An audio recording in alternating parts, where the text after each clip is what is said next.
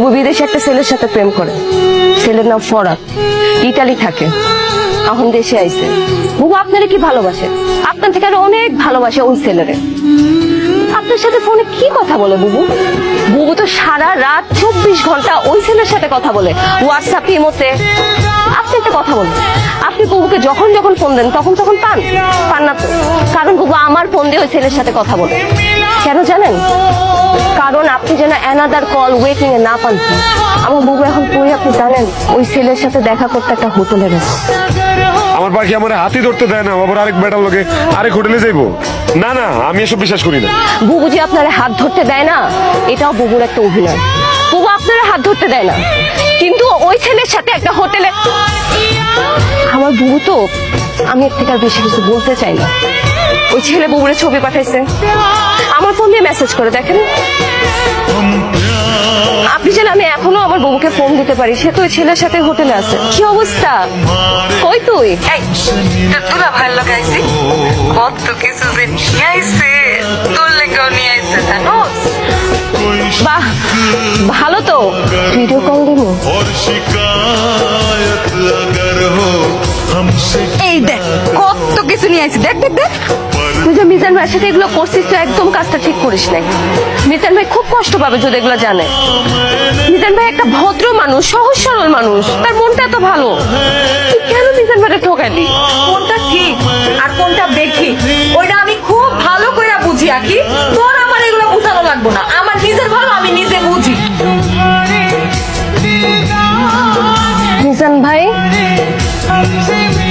আপনার কি অবস্থা? আপনি কি সারাত বাড়িতে যান নাই? সারাত খাওয়া দাওয়া করেন নাই, বাড়িতে যান নাই, এখানে এভাবে পড়ে আছেন, এটা কোনো কথা? খেয়াল এইসব পাগলামি করতেছেন। কি করছেন নিজের চেহারাটা কোন তো? আপনি যারা বিশ্বাস করেন, অন্ধের মতো বিশ্বাস করেন। এটাই আপনার সব থেকে বড় দোষ মিজান ভাই। আমি আপনার হাতটা ধরতে চাই, সারাটা জীবন আপনার পাশে থাকতে চাই। আগে তুই কি পাগল হয়ে গেছোস? কি যাতা কথা কইতেছোস? তোরে আমি বইনের নজরে দেখি। মিজান ভাই, তুই যা কইতেছোস সেটা আমার পক্ষে সম্ভব না। আমি আপনার বিয়ে করতে চাই। তুমি এইখানে বসে আছো? হ্যাঁ, তাই আমি যে তোমারে পাগলের মতো খুঁজতাছি সেই দিকে তোমার কোনো খেয়াল আছে? গতকাল রাত থেকে আমি তোমারে কতবার ফোন দিছি, তুমি দেখো তো, একটাবারও তুমি আমার ফোন ধরো নাই। তুমি কি মনে করছো তুমি এরকম লুকায় থাকবা আর আমি তোমারে খুঁজে বাইর করতে পারবো না? তুমি আসলে আমার কোনো খোঁজ খবরই রাখো না এখন আর। আমি কি করতেছি, কই আছি, তোমার জানার কোনো ইচ্ছাই নাই। গতকালকে আমি সারাদিন কই ছিলাম, কি করতেছিলাম, কোনো খোঁজ খবর নিছো তুমি আমার? একটাবার খোঁজ নিছো? তোমার লগে যে আমার দেখা করার কথা ছিল, আমি কেন আসতে পারি নাই, কই ছিলাম, সেটা জানার একটাবার চেষ্টা করছো তুমি? আমার তো সর্বনাশ হয়ে গেছে রে, আমার তো সবকিছু শেষ হয়ে গেছে, সব ধ্বংস হয়ে গেছে, আমার আগে সব শেষ হয়ে গেছে, সব ধ্বংস হয়ে গেছে। তুই কি কয়? কি হয়েছে গো? ফরহাদ আছে না, ফরহাদ, ও তুমি ভাই তো আকি, ওর দুটা বাচ্চাও আছে, ওর বউ আর ওর মধ্যে মিলমিশ হয়ে গেছে। এখন দুইজনে আমার বউ দিয়া খালি গালাজ করছে।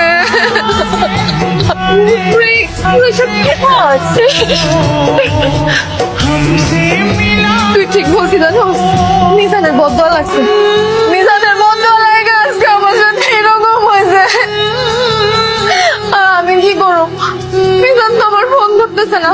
তুই মিজানের ফোন দে না, দে না। বুবু, আমি মিজানের ফোন দিতে পারবো না। আরে তোর বোন বিপদে পড়ছে, তুই তোর বোনের পাশে থাকবি না? হ্যাঁ, নির্মিশ করে দিবি না? বুবু, আমি আমার মিজানের ফোন দিতে পারবো না। হ্যাঁ? এই, কি করলি তুই? তোর মিজান মানে আমি কি ভুল শুনছি? আবার কত আবার কত? তাই আকি কি? বুবু, তুমি যা শুনছো ঠিকই শুনছো। আমি আমার মিজানের ফোন দিতে পারবো না।